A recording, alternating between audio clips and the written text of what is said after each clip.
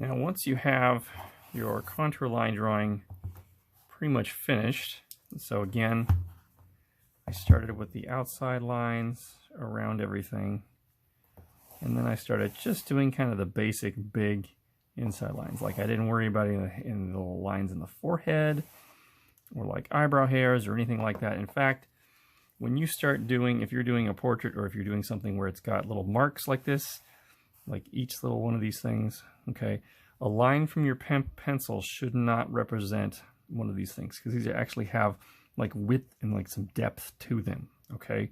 So really the only time you should have lines is when it's describing where that space around your subject sort of meets.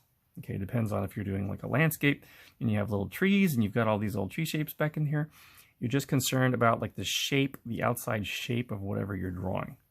All right, so for example, in here, when I had all these old hair marks, I just kind of made these kind of little jaggedy little chunks in there, just kind of looking at where these little juts of hair kind of might go and might be. Okay. So I've erased my grid lines. I've erased most of them. And again, this is why you draw very, very lightly. You may have to go back over and hit a few little areas again where you accidentally kind of erased your main lines. A little bit here and there. But again, all of your lines should be erased. Okay, but I've erased most of mine. So because I want to jump in and I want to start shading this. So, shading. That seems scary. There's a lot of stuff there. Okay, well, I'm going to start with maybe like the hair area. Okay, so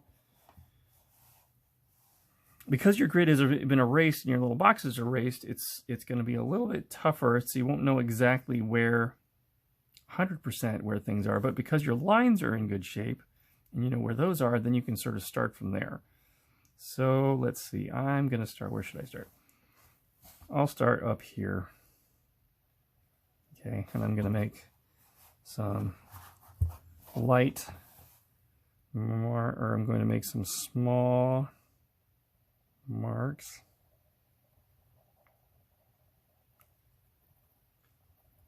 And I'm kind of looking in here.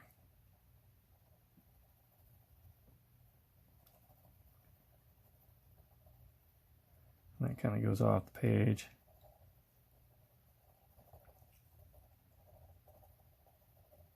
But it's pretty dark in here, in this little area right in here. Kind of right in here. And as comes out more, and again, I'm going in all kinds of directions here. This can kind of go up.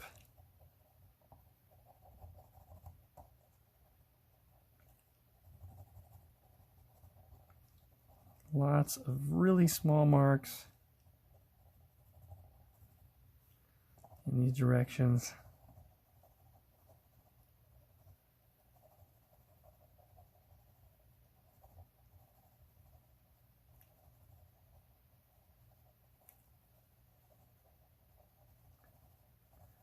And then I'm sort of starting to gradually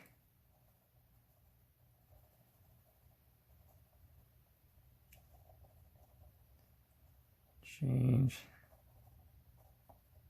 value a little bit and kind of play around with some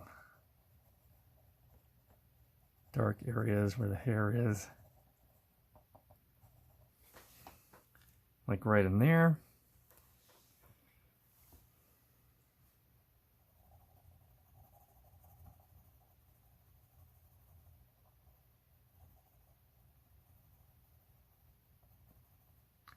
And one of the other reasons as to why it's important to draw lightly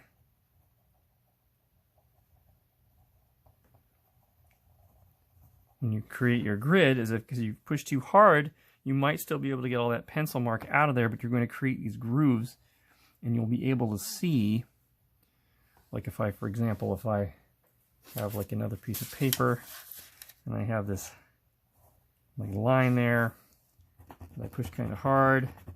I can get the line erased, but then if I start shading over that,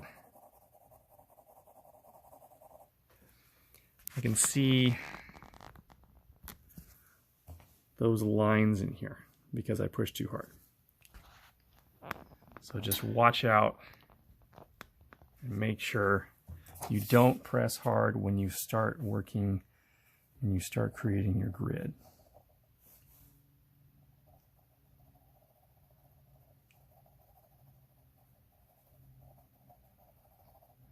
As I go in here, it gets a little darker right in that area.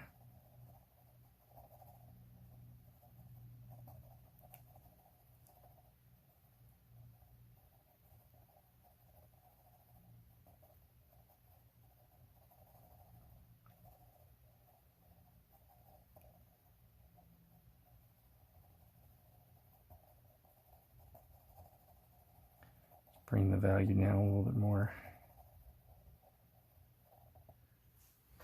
Okay, but you know, places to start are areas that are much sort of darker in value, and things like, you know, you can practice some little like quick changes. Like over here, I've got the ear, which is over here. So I might say, okay, well, that's a really good dark value there. I can work on that and do a little practicing. And then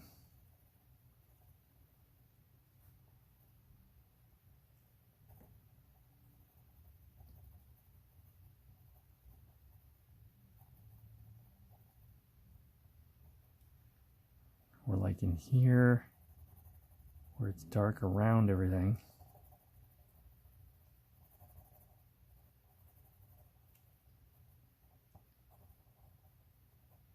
And again, when I'm looking at the hair, I'm just like sort of looking at the shape around it. And then here, there's a little bit value change because the light kind of tapers off a little bit. That might be kind of that kind of a value. A little bit over here.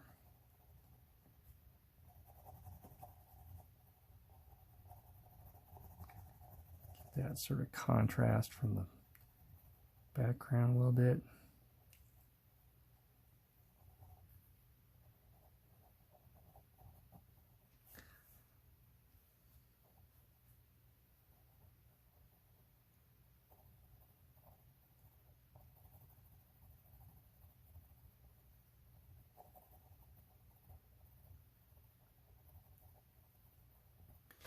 But again, it's, you know, all about these small marks, making these small marks, just making them in different directions and kind of layering and going back over in small random amounts so that you won't be able to see those individual shading marks.